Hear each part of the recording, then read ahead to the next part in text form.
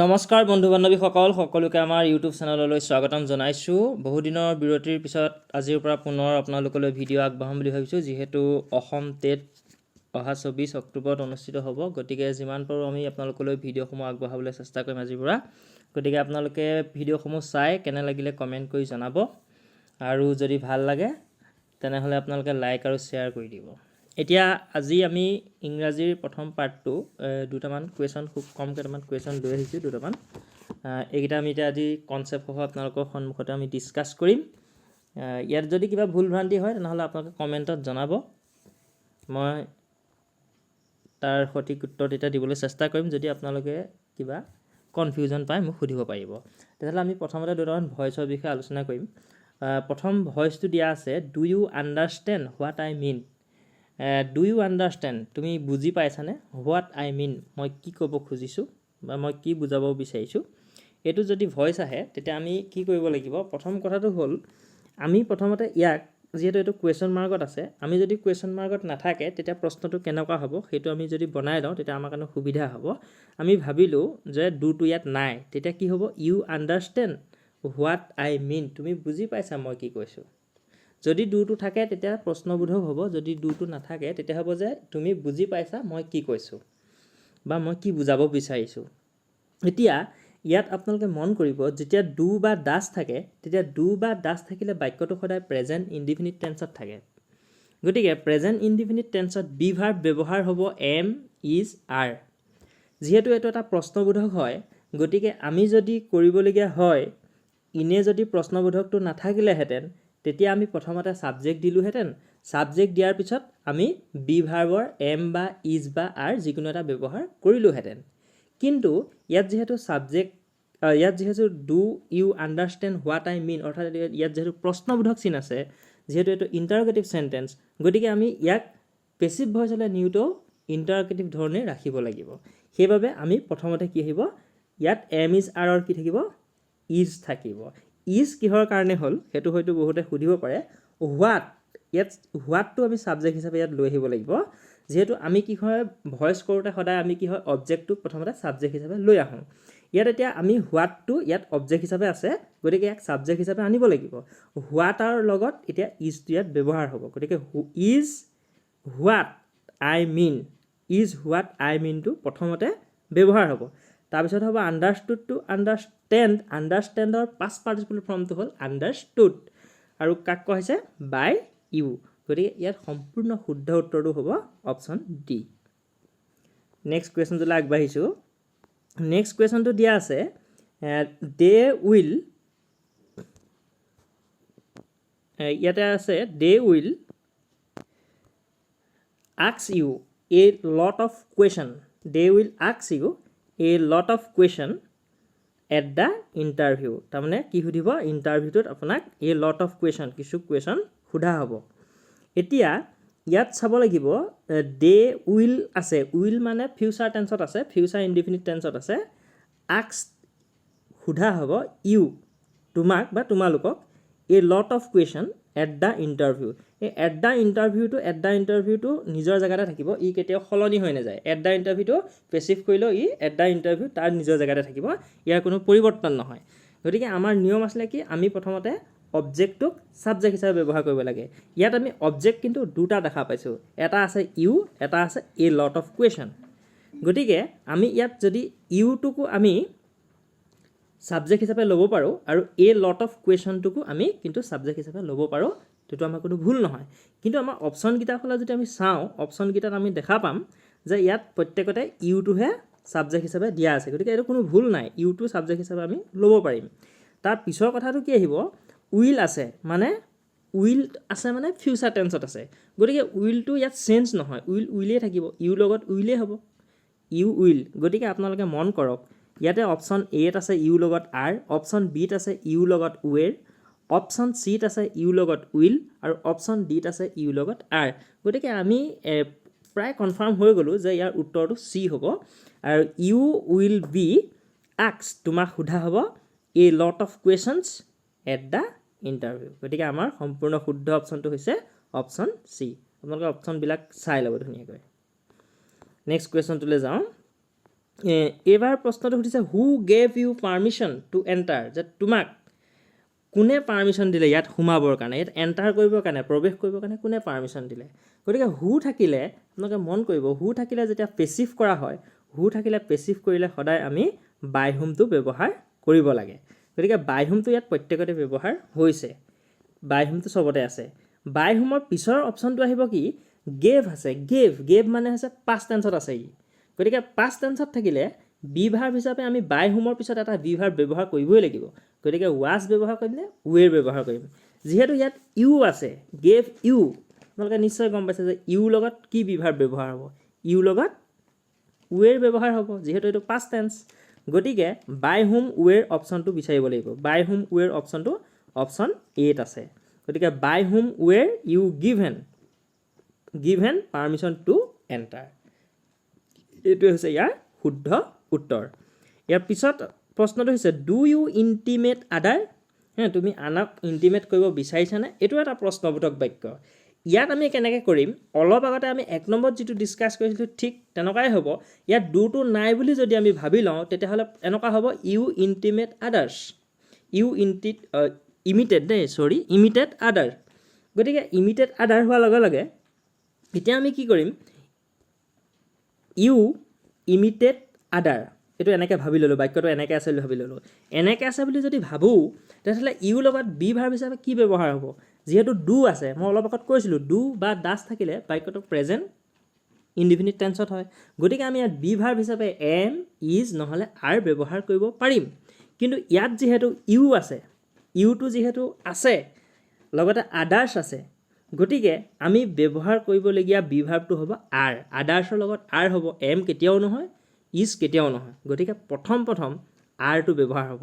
আৰৰ পিছতে আমি কি ব্যৱহাৰ কৰিব লাগিব, ইয়াত আদাৰ্ছটো ব্যৱহাৰ কৰিব লাগিব। তাৰমানে ইয়াত অবজেক্ট হিচাপে আছে, ইয়াক আমি ছাবজেক্ট হিচাপে আনিব লাগিব। আদাৰটো ইয়াত অবজেক্ট হিচাপে আছে, গতিকে আমি ছাবজেক্ট হিচাপে আদাৰটো আনিব লাগিব। গতিকে প্ৰথমতে আৰ হ'ল, তাৰপৰা আদাৰ হ'ল, আৰ আদাৰ্ছ। তাৰপিছত যিটো আছে ইমিটেডৰ পাষ্ট পাৰ্টিচিপল ফৰ্ম হ'ল ইমিটেড। গতিকে ইমিটেড এইটোতো আছে, কিন্তু বিংটো নাহে। বিংটো কেতিয়া আহিব, ইয়াত অপশ্যনত বিংটো দিয়া আছে, কিন্তু বিংটো ব্যৱহাৰ নহয়, 3টা অপশ্যনতে বিং দিয়া আছে। গতিকে বিং কেতিয়া ব্যৱহাৰ হ'ব, যদিহে এক্টিভ ভইচত ING থকা ৱৰ্ড আমাৰ থাকে, মেইন ভাৰ্বৰ লগত যদি ING থাকে তেতিয়াহে বিং ব্যৱহাৰ হ'ব। গতিকে আমিতো কনফাৰ্ম হৈ গ'লোঁ, ইয়াৰ সম্পূৰ্ণ শুদ্ধ উত্তৰটো হৈছে অপশ্যন বি, আদাৰ ইণ্টিমেটেড বাই ইউ। নেক্সট কুৱেশ্যন আগবাঢ়িছোঁ। নেক্সট কুৱেশ্যনটো খুব ধুনীয়া কুৱেশ্যন। এইটো আগত এবাৰ এটা এক্সামত আহিছিলে যে দাৰ্জিলিং গ্ৰ'জ ট্ৰি, মানে দাৰ্জিলিঙত কি হয়, চাহৰ উৎপাদন হয়। চাহটো উৎপাদন হয়, তাত ডাঙৰ দীঘল হয়, গ্ৰ'জ মানে ডাঙৰ দীঘল হোৱা বুজাইছে। এতিয়া কথাটো হ'ল ইয়াত বেলেগ ধৰণে বাক্যবিলাক দিয়া আছে। অপশ্যন এত দিয়া আছে টি ইজ বিং গ্ৰ'ন, মই অলপ আগতে ক'লোঁ, যিহেতু ইয়াত মেইন ভাৰ্বটো হৈছে গ্ৰ'জটোৰ এছ এটা যোগ হৈ আছে, কাৰণ দাৰ্জিলিংটো হৈছে 3rd person ছিংগুলাৰ নাম্বাৰ। গতিকে 3rd person ছিংগুলাৰ নাম্বাৰ, তাৰপিছত মেইন ভাৰ্বৰ লগত এছ যোগ হৈ আছে, গতিকে এইটো হৈছে প্ৰেজেণ্ট ইনডিফিনিট টেন্স। গতিকে আমি ইয়াত অবজেক্ট হিচাপে টিটো ব্যৱহাৰ কৰিম। টিৰ লগত কি হ'ব, টিৰ পিছত হ'ব ইজ, ইজ কিহৰ কাৰণে হ'ল, কাৰণ এইটো present indefinite tense. T is, তাৰপিছত মেইন ভাৰ্বটোক আমি পাষ্ট পাৰ্টিচিপল ৰূপত ব্যৱহাৰ কৰিব লাগিব। গতিকে টি ইজ কি হ'ব, গ্ৰ'নটো হ'ব past participle form, it is grown. এতিয়া আহিলে ক'ত চাহৰ ডাঙৰ দীঘল ক'ত হয়, দাৰ্জিলিঙত হয়। গতিকে কি হ'ব, ইন দাৰ্জিলিং, অৰ্থাৎ আমাৰ অপশ্যন চিটো হ'ব সম্পূৰ্ণ শুদ্ধ উত্তৰ, টি ইজ গ্ৰ'ন ইন দাৰ্জিলিং। আপোনালোকে বুজি পাইছে নাই, মোক কমেণ্ট কৰি জনাবলৈ কিন্তু নাপাহৰিব। এতিয়া আমি কিছুমান জাম্বুল চেণ্টেন্সৰ বিষয়ে আলোচনা কৰিম। জাম্বুল চেণ্টেন্স মানে বস্তুটো হৈছে কি, চেণ্টেন্সবিলাক আমাক 4টা বা 3টা চেণ্টেন্স দিয়া থাকিব, আৰু চেণ্টেন্সবিলাক য'ত ত'ত দিয়া থাকিব। আমি তাক সজাব লাগে, আমি তাক সজাই এটা পূৰ্ণাংগ বাক্যলৈ পৰিৱৰ্তন কৰিব লাগে। গতিকে তাৰ কাৰণে আমি এটাই কাম কৰিব লাগিব, প্ৰথমতে আমি আমাৰ যিকেইটা অপশ্যনত যিকেইটা থাকে সেই অপশ্যনকেইটা চাই ল'ব লাগিব, আৰু চাই তাৰ প্ৰত্যেকটোৰ অৰ্থটো উলিয়াই ল'ব লাগিব। অৰ্থটো উলিয়াৰ লগে লগে আমি গম পাম যে কোনটো বাক্যৰ পিছত কোনটো বাক্য খাপ খাব, সেইমতে আমি ব্যৱহাৰ কৰিব লাগিব, আৰু সেইটোৱে হৈছে জাম্বুল চেণ্টেন্স। আৰু ঠিক তেনেকৈ জাম্বুল ৱৰ্ডো থাকে, সেই বিষয়ে আমি বেলেগ ভিডিঅ'ত পিছত আলোচনা কৰিম। এতিয়া ইয়াত প্ৰথমতে এটা দিয়া আছে, চাওক PQRS, 4টা বেলেগ অপশ্যন দিয়া আছে। প্ৰথম অপশ্যনটো দিছে বাই এন এম্পেৰিয়ৰ নেম শ্বাহজাহান, অৰ্থাৎ শ্বাহজাহানৰ বিষয়ে ক'লে। দ্য তাজমহল ইজ এইটোৱে বাক্যই কি বুজাইছে যে তাজমহলটো এটা, তেনেকৈ বুজালে। In memory of his wife Mumtaz Mahal, গতিকে মমতাজ মহল আপোনালোকে গম পাইছে শ্বাহজাহানৰ ৱাইফৰ কথা কৈছে। তাৰপিছত এছ অপশ্যনত কি কৈছে বিউটিফুল মনুমেণ্ট, এটা খুব ধুনীয়া ধুনীয়া কীৰ্তিচিহ্ন বিল্ড ইন 1631, আৰু ইয়াক তৈয়াৰ কৰা হৈছিলে 1631 খ্ৰীষ্টাব্দত।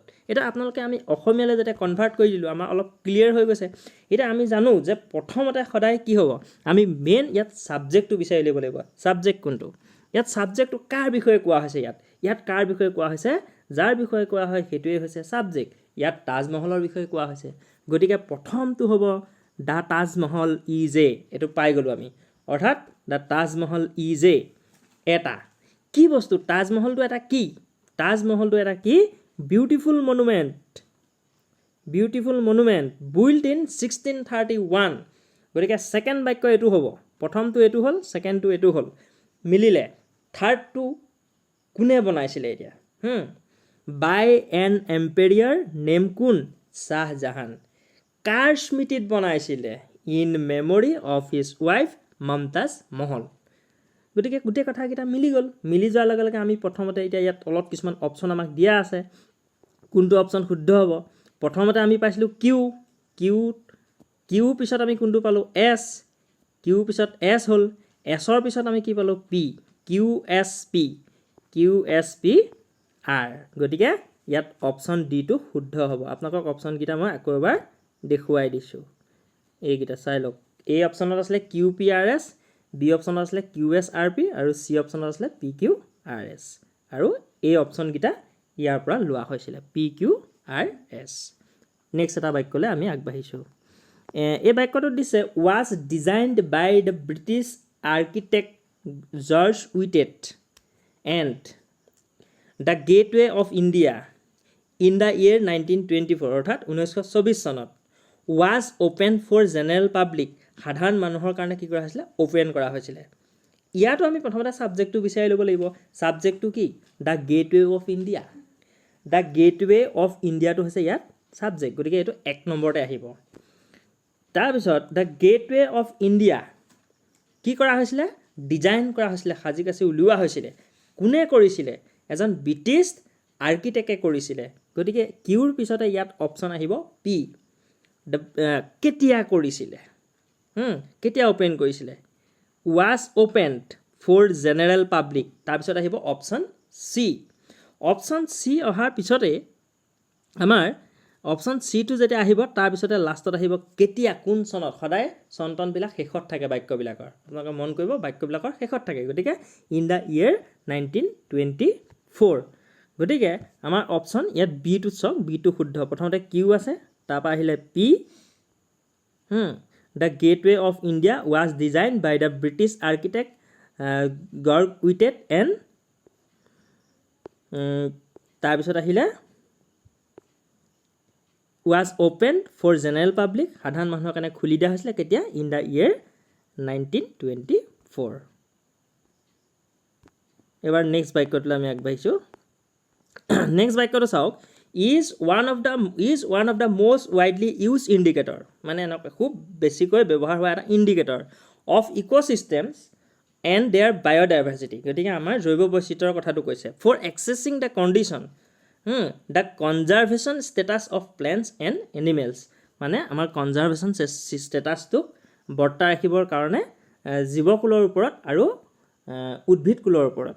গতিকে ইয়াত প্ৰথম কথাটো আহিব, অলপ আগতে যেনেকৈ আমি ডিছকাছ কৰিছিলোঁ সেই একেধৰণৰে, প্ৰথমতে ইয়াত থাকিব ছাবজেক্ট কোনটো আমি বিচাৰি ল'ব লাগিব। গতিকে ইয়াত ছাবজেক্টটো হ'ব the conservation status of plants and animals.